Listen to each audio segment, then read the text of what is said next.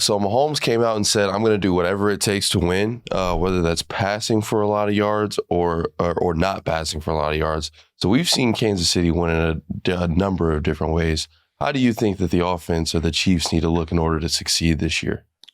Listen, I do think there's an element of they need to get their swagger back and pump the ball down the field. Now, I think people need to remember how we got kind of to the point that we got to with this offense being the way it is. And I talked about this yesterday on TV, but I think it's worth revisiting. 3 years ago, they're playing the number one defense in the NFL in the Super Bowl. They score 38 points without a single play longer than 25 yards.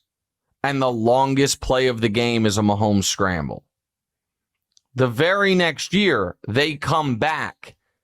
They're in the Super Bowl, having the offense having struggled all year long. Receivers just openly revolting against Patrick. In the Super Bowl, the biggest drive up to that point of Mahomes' life. 11 play, 64-yard, dink, dunk field goal. And then in overtime, one of the greatest drives in NFL history, 13 play, 75-yard drive where the longest play once again is a Mahomes scramble. Dink, dunk, no big explosives. And then last year, offense just eking along and pulling games out of the fire. So why am I saying when they've gone Super Bowl win, Super Bowl win, Super Bowl loss after being 17-1 going into the Super Bowl with Mahomes as a starter? Because I think one of the reasons Patrick started to press early in that Super Bowl, DeMonze, is because being down 14 for last year's Chiefs felt so different than any of the previous year Chiefs. Down 14 3 years ago was, okay, we can start playing now. Yeah. Down 10 in every Super Bowl they've ever played in. Take the lead back in a heartbeat. And so because it was so death by 1,000 cuts, they felt they needed to. I think Patrick felt like, man, we better score right because we don't have this one play ability. So I think they need to get that back. And I think the better offensive line, hopefully healthier receivers, even though Rasheed's now dealing with a groin, Hollywood Brown's still out with an ankle. That's not great. That should help that. I also saw there's an unbelievable stat courtesy of Warren Sharp that I would like to go over for a moment. But so quarterback's record when trailing entering the fourth quarter over the last 5 years. Let me give you the top three from 3-1, DeMonze. In third place, best record when trailing entering the fourth last 5 years. Okay? Jalen Hurts, 8-14. So that's pretty good. I mean, it's third best. So 36% of the time, the Eagles are trailing going into the fourth. They win anyway when Jalen starts. Second place, Lamar Jackson, 7-10. Dog. 41% of the time. So that's almost half the time, bro, that the Ravens are trailing entering the fourth. They win when Lamar's the quarterback. So third place is 36% Jalen. Second place is 41% Lamar. This is, again, courtesy Warren Sharp. First place, record the last 5 years, when trailing entering the fourth quarter. Patrick Mahomes, 14-7. 67%. that means the Chiefs would be an 11-12 win team if every game they trailed going into the fourth quarter.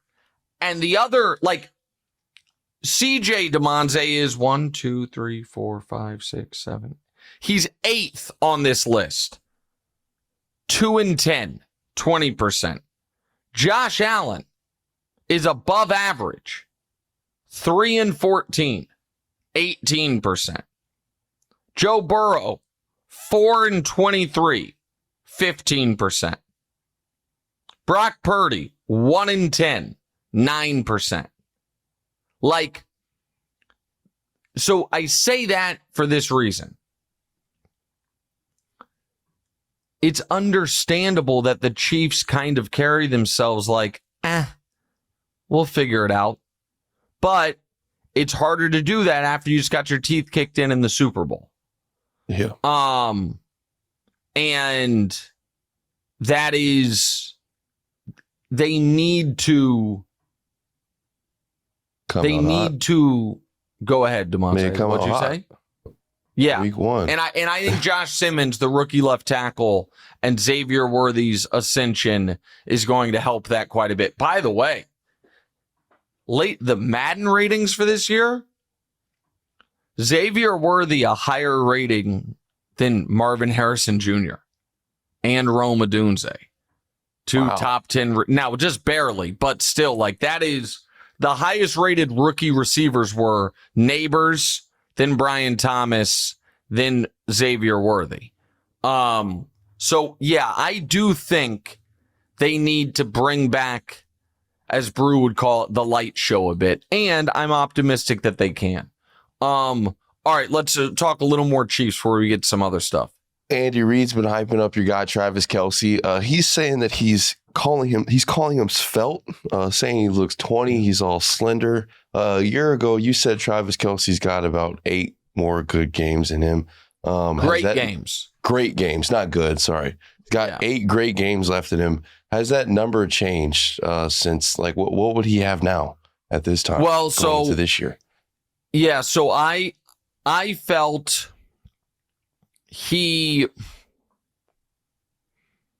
I thought he used a couple last year. Certainly the playoff game against Houston. The Texans, yeah. Was peak Travis. And I also thought he left a lot out on the field. The Christmas Day game against Pittsburgh. That if they knew they won, they were going to get the long rest that they all desperately needed. Now, those aren't the only big games he had all year, but some of the other big games he had, I just thought were, the teams not being able to deal with him, or, how the game plan filled out. So, again, Swifties, please, because I got absolutely crushed for this take last year because people misunderstood what I was saying. I think when you are Travis's age at that position, you have to be very diligent about when you go full throttle. And I think he knows that he only has so many full throttle games left. Now, do I think the added